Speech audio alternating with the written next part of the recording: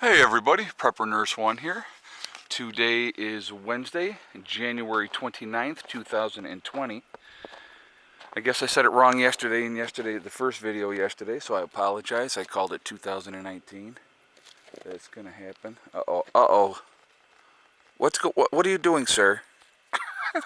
Anyway, and lo and behold, look at that, another overcast day in New York. What a shock. Alright, so I'm gonna jump right into the topic of the video, guys. 201. Now we're gonna talk about this a little bit and kind of go over this, and I wanna hear your thoughts on this. Okay, you have 201 people, diplomats and other people that were in Wuhan that were flown from Wuhan directly to Alaska, and from Alaska they were refueling in Alaska, and they are being taken to California after that. Now, they were checked twice in... Oh, and here comes another one. What's going on? Yes. Oh, no. These two don't always get along. Hi, Luz. Hi, baby boy. So they were checked twice in Alaska. All right. They were also checked in... checked twice in Alaska. They were checked twice in China before they left. And then they're going to be going to California, where they will be quarantined for an undetermined amount of time. Now, here's the problem. A couple interesting things that I find interesting. Supposedly we have 1,000 Americans in Wuhan, okay? This plane could hold 240 people, but only 201 people are on the plane. Why would you not have had that plane completely maxed out if you're doing a direct flight and bringing Americans back from China? Were the other people there infected and they wouldn't bring them back? That is an interesting question, okay? I find that very, very fascinating, the way that this whole thing is being done, the way it's being handled. All right, I'm getting a lot of feedback, so those are my questions on that, And again, I think that the pilots were completely isolated away from the passengers. They had no contact with them. Obviously, when they stopped in Alaska, the passengers did not get off the plane. And so, anyway, there's been a lot of feedback in the comments, and some people are like, well, the regular flu is killing more people. And, there's only been 132 people have died from the virus so far. Now, what we have to understand is, folks, again, these numbers are being greatly under-exaggerated, okay? That we're not being given the true numbers of what is going on over there in China. So they're not giving out the true numbers. So I think, in my opinion, that this death rate is much, much higher. You've seen videos come out about people from China, inside China, saying that the death rate is much, much higher. Right now, you got a lot of people that are in critical condition. If you look at the numbers right now, it's over 6,000 people have the virus, is from what they're saying, okay? Again, what I want you to understand too, okay, and this is not just China. China is not the only one that would do this. The United States would do this as well, okay? They absolutely would do this as well. So the numbers are not being reported accurately. And so let's not get on a whole bashing China thing. Yes, they're a communist country. They're all about control. But think about it, guys. The United States would do the exact same thing. They would underreport stuff. They wouldn't tell people what the true numbers were, because they would try to avert panic. All right. So, anyway, I did want to say, now I will be live streaming tonight, and we're going to be discussing some more things about this tonight. One of the things we're going to really get into, and I want to really get into this tonight. You got 50 million people being isolated now. That's the city of Wuhan has a population of what is it? I'm trying to think. Was it 10 million or 10.5 million people? They said 5 million of those people had left. Other people had come in, so they said there's about 9 million people right now in the city of Wuhan. All right, we're going to be getting into that tonight on my live stream, and we're going to discuss that and other people in other cities that have also been isolated and what they're doing and what's going on there. And we're going to kind of talk about that a little bit, all right? So, Look at it. And these are the two guys that really don't get along, especially if they're outside. What? I know, Luce. It's okay. It's okay. You're a good boy. Yes, and you're a good boy too, buddy. Yes, you are. All right. So anyway, so we're going to discuss that tonight at 8 o'clock Eastern Standard Time. So please join me for the live stream for that. We're going to really get into that. We're going to talk about obviously some other things with the virus and stuff like that too. But one of the things that have been going on that people like in the comments, are saying again that oh well, the regular flu kills more people and stuff like that. This thing is, we're not being told the whole truth of this whole thing, and we're going to get into that again a little bit more tonight. I don't want to get into it now, but we're going to get into it tonight and discuss it tonight.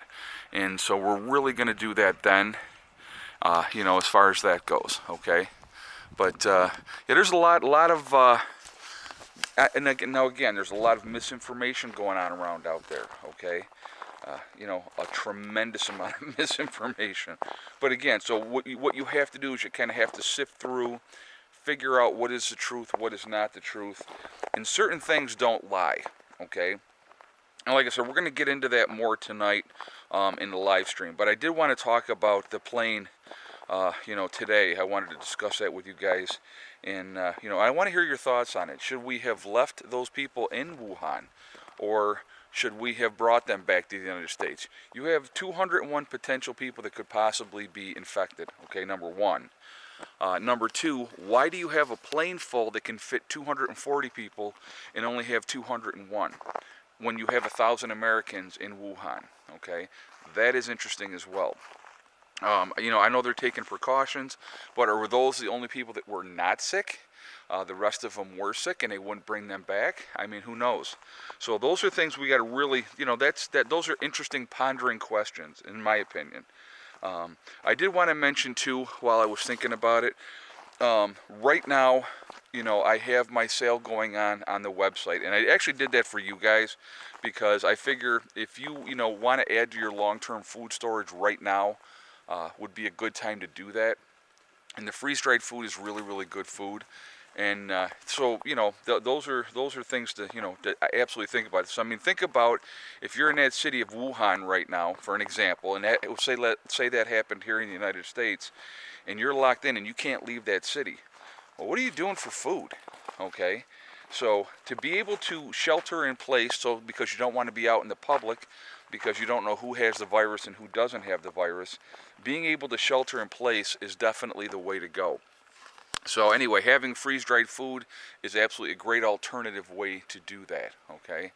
And I have a customer, so hold on a second. I'm a professional doorman, just so you guys know. And I have a young man over here that wants to go in. So, but anyway, on the website right now, I'm doing a 20% off sale, and that is taken off as you check out. So the prices that you see, go ahead there, baby. The prices that you see, you take 20% will come off as you check out on the website. So again, it's preppernurse1.com. Go and check that out. Now we also have, I wanted to put this out there too, we have the Prepper Nurse 1 community, okay, on there. That is totally free to join. It's a great way for like-minded people to connect. So that is a place that you can go talk with other like-minded people. You do have to register for that one, but again, it costs nothing. And so, if you're looking to just share ideas, share information, check out the message boards, that's a good way to do that. Also, it's like I said, it's an opportunity to bounce ideas off of other people. If you're looking to try to form a group for people in your state or in your country, you can find other people that are preppers in your state or in your country through the website. If you just want to chat with people, it's a great way to do that as well. So that is also on my website, and that's the PN1 community. So, and we did that. We set that up for you guys just because there was a great demand for it. And I didn't want to, wasn't going to charge anybody for that. So it's just a great way to connect with other like-minded people. And like I said, when I was out and about the other day, and I ran into that couple, and I stood there and talked to them for like 10 minutes. And it's always great to talk with like-minded people. I love that. That's my favorite. So, people that don't think you're crazy right off the top. So, I got to show you. I'm going to turn this around. Got the fire going, and I just got that going again. Fired that up. Obviously the puppies are out, the birds are out, and I have my shadow down here. So anyway, guys, I am going to jump off of here for now. So I want to hear your feedback about the passengers on this plane. What do you think? How come it wasn't more full, number one? And what are your thoughts on that? So again, let's share information. Again, please join me tonight for the live stream. We're going to share some more information then. I think that'll be really good for everybody. And so I'm looking forward to seeing everybody in the live stream. Again, it's 8 o'clock Eastern Standard Time, and we're going to be talking about the lockdown and what's been going on in the whole thing. So this is one of the reasons why, like I said, this whole thing makes me nervous. It really, really does. And we're going to get into depth of why that is, what's going on over there, and stuff like that. So it's very, very interesting. And, you know, we'll get into all that tonight in the live stream. So please join me, 8 o'clock tonight, Eastern Standard Time. So remember, guys, we are all in this together. And that is important to remember. Also remember to hug and kiss the ones you love. Tell them every single day. Tomorrow is not guaranteed. We never know what's going to happen in life. So it's really, really important that we tell the people that we care about every single day. Also remember, guys, STD. It's one step at a time, one thing at a time, and one day at a time. Whatever you are trying to do, whatever you are trying to accomplish, you can do it. The only one that's going to stop you from getting there is you. Okay, so stay positive as much as you can at this time, you know, with all the craziness. And, you know, hang in there, guys, okay? I will see you all tonight. Prepper Nurse 1, out for now. Are you coming, Shadow? What are you doing? What? Yeah? Well, come on. Yeah, it's a good boy. It's a good boy.